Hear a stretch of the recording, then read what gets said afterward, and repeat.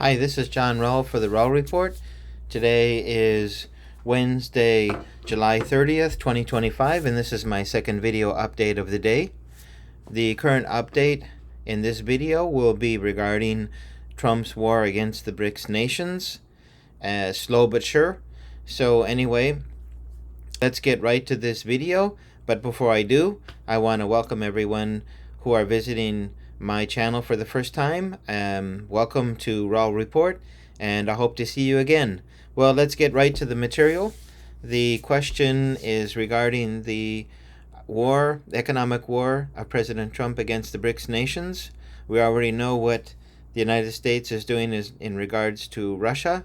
Today, President Trump increased his tariffs on Brazilian imports from 10% to 50%, excluding a wide range of imports, including civil aircraft, pig iron, precious metals, wood pulp, energy, fertilizers, commercial aircraft, executive jets, and orange juice. So, as you know, when you go to Walmart, the orange juice that comes in a container, one of the normal nations to see as providing orange juice for that product is Brazil. And to have a huge rise in prices for Brazilian imports would mean that there would be an increase in inflation in the United States. Not large, but still it would be there. So anyway, why do I call this a war, economic war against the BRICS nations? Well, we just had something really important. President Trump carrying out a series of negotiations with different countries for economic agreements. He had an economic agreement with Japan, which some called a capitulation. He just concluded on Monday economic agreement with the European Union, which others are also calling a capitulation.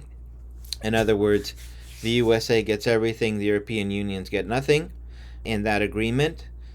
And now, with these quote-unquote victories that President Trump has made in recent negotiations, he's now carrying out this economic war against the BRICS nations. So we just go back, Russia, he's already carrying out very strong economic war against Russia.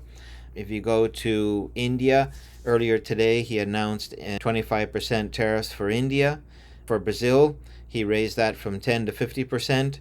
And we also know that once we get through the 10 days of the ultimatum which President Trump gave to President Vladimir Putin, which should be August 8th or 9th, we will see possibly 100% sanctions on China and India.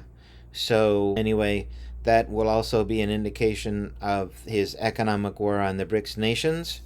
So anyway, let's go to the specific case of Brazil.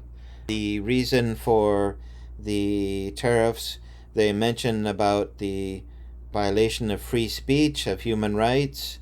They also talk about actions taken against U.S. citizens in Brazil.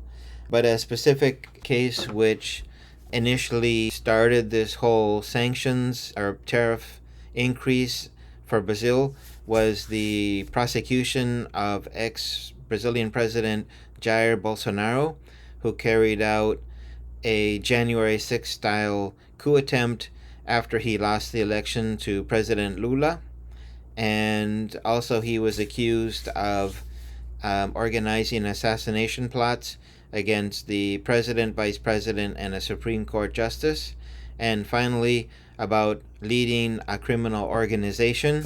So anyway, President Trump and ex-President Bolsonaro were, very good speaking terms.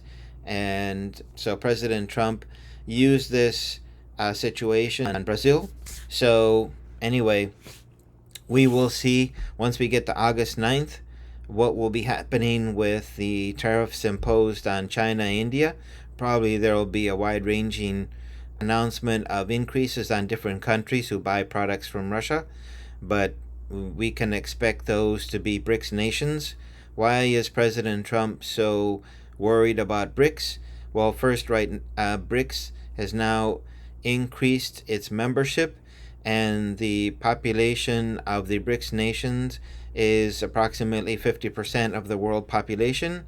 The economies that are within the BRICS nation is 30%. So we have the G7, which is, they're basically 10% of the world population, and the United States is 4.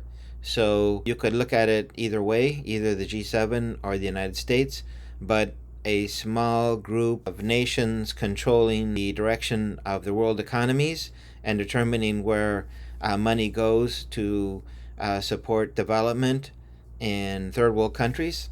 And so BRICS created what they called a BRICS bank, and that is basically a bank which holds Chinese excess Chinese US dollars, and these US dollars are used to loan out to needy nations, bypassing the IMF and the World Bank. And so President Trump is seeing the BRICS nations as a competitor to the United States and the world economy. Some did have said that the BRICS want to replace the US dollar. That is not the case, nor will they attempt to. And they're not looking to replace the SWIFT system, but they may provide options other than the SWIFT. What they want to do is facilitate the economic life of countries that aren't necessarily on the good standing with the G7 nations and who follow their rules-based order, which really is just we make the rules and you follow them order. So anyway, just getting back to the announcement here, we can say that this economic war against the BRICS nations is now heating up, and they're using flimsy reasons to try to justify that. But we can expect more to come on August 9th, and we'll check back on August 9th to get an update on that point. So I'll see you then on August 9th to discuss again the BRICS nations and additional measures President Trump has taken. If he takes more measures before August 9th, I'll just come on that date and make that announcement. So meanwhile, again, thank you for joining my channel, and wish everyone all the best. Have a good day. Bye-bye.